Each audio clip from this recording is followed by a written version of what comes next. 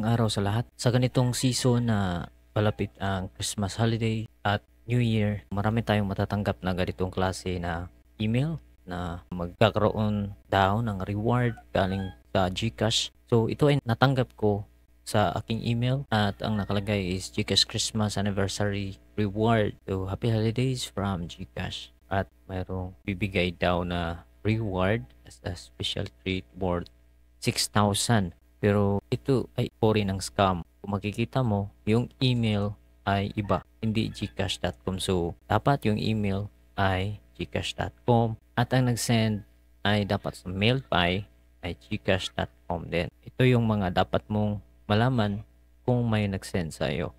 At saka, kung mababasa mo ito through email sa phone mo, hindi mo ito makikita. So, dapat i-click mo yung drop down para makita mo kung sinong nagpadala ng email na yan.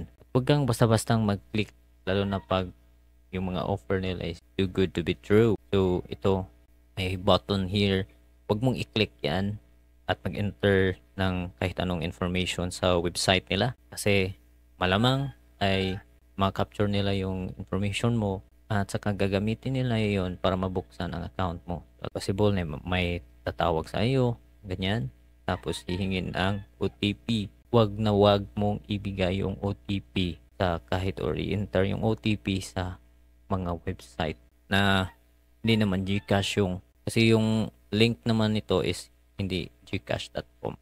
So, dapat yung dulo is naka-gcash.com kasi may ibang website nag-capture ng payment tapos mag-enter ka ng OTP doon. Pero yung website dapat yung address, titingnan nyo yung address dito. Yung dulo is may gcash.com. Yung .com, gcash.com yung hanapin. Alright? So, para hindi ma-scam. Okay, so mag-ingat kayo.